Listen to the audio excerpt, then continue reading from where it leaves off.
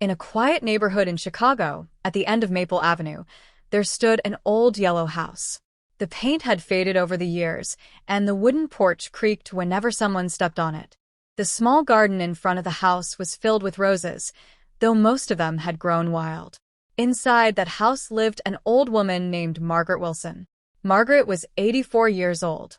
Her silver hair was always tied neatly in a small bun, and she wore the same soft blue sweater almost every evening.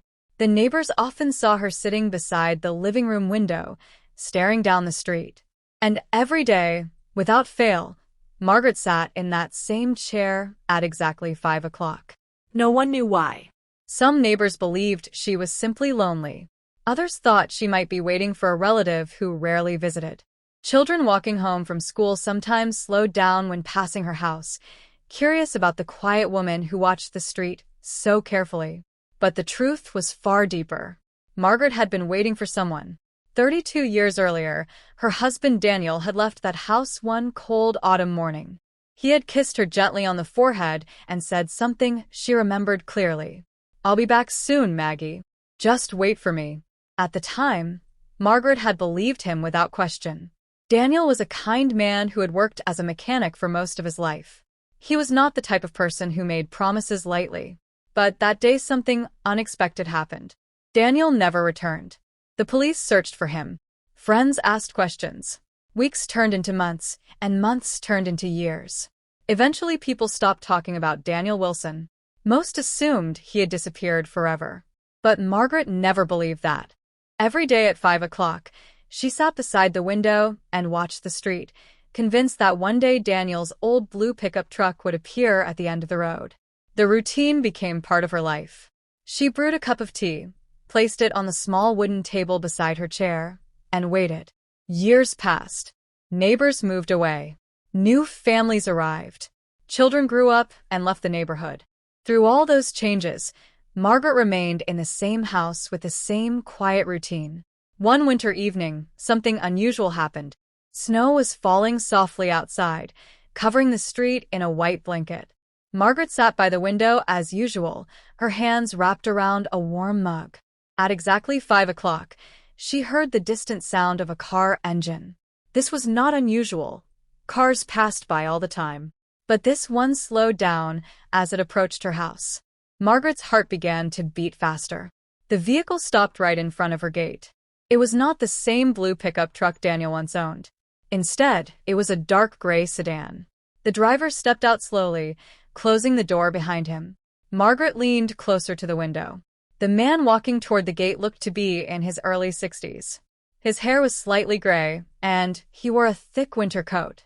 For a moment, Margaret felt a wave of disappointment. It was not Daniel. But then the man opened the gate and walked up to the porch. He knocked gently on the door. Margaret stood up slowly, using the arm of the chair for support. She walked across the living room and opened the door. The man looked at her carefully. "Mrs. Wilson?" he asked. "Yes," Margaret replied softly. "My name is Michael Carter," the man said.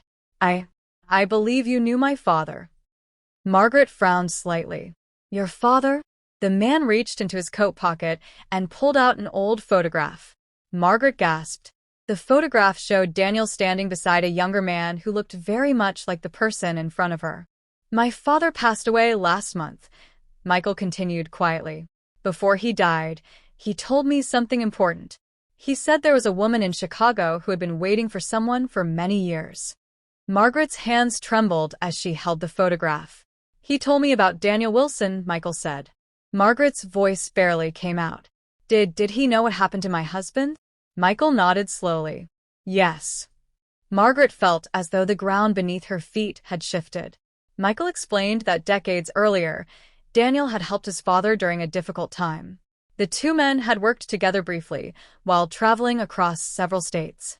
Daniel had planned to return home, but life had taken an unexpected turn. Circumstances had kept him away longer than he had planned. Before Daniel died many years later, he had told Michael's father about Margaret. He said, Michael continued gently, that if anyone ever found you, they should tell you something. Margaret's eyes filled with tears. "What did he say?" Michael looked directly at her. He said, Tell Maggie I never stopped loving her. For a long moment, Margaret could not speak. The street outside was quiet. Snow continued to fall softly, covering the garden and the sidewalk. Margaret finally smiled through her tears. For the first time in 32 years, the waiting felt different. She had not been forgotten.